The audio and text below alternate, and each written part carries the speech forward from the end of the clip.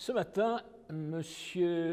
Bruno Lasserre, vice-président du Conseil d'État, a rappelé qu'il y a une histoire relativement longue, c'est-à-dire qu'une loi de 1986 avait déjà autorisé le juge administratif à faire de la conciliation, de la transaction.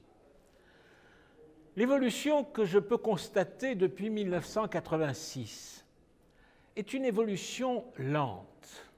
Une évolution lente, c'est-à-dire que ça a pris du temps pour être connu et être pratiqué, sauf pour la médiation institutionnelle. Ce qu'on appelle médiation institutionnelle, c'est d'abord la création dès 1973-74 du médiateur de la République pour les conflits entre le citoyen et l'administration. Et depuis, ils se sont multipliés.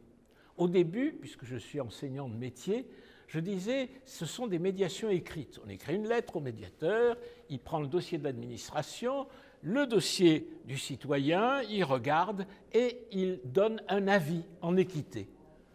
Ça faisait avancer les choses parce que ça permettait d'avoir déjà quelque chose qui serait plus juste. Les parties étaient libres d'accepter ou pas. Ce que je constate comme évolution, c'est que maintenant, des médiateurs institutionnels ne font pas que de l'écrit. Ils appellent les parties, ils téléphonent, parfois ils les rencontrent pour des cas difficiles.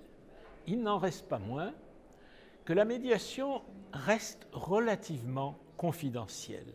Et c'est d'ailleurs une de ces règles, sauf pour les médiateurs institutionnels qui font un rapport annuel, on ne parle pas trop de ça.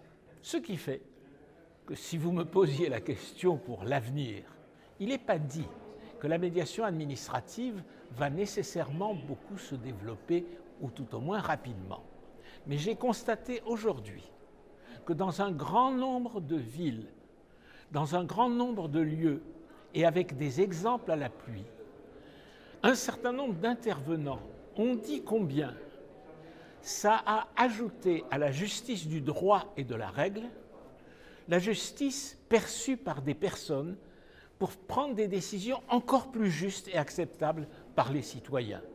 Et c'est en ce sens que la médiation administrative a peut-être un bel avenir pour être encore plus juste que juste la justice du droit et de la règle, en ajoutant la justesse des personnes telles qu'ils perçoivent le juste et l'équité.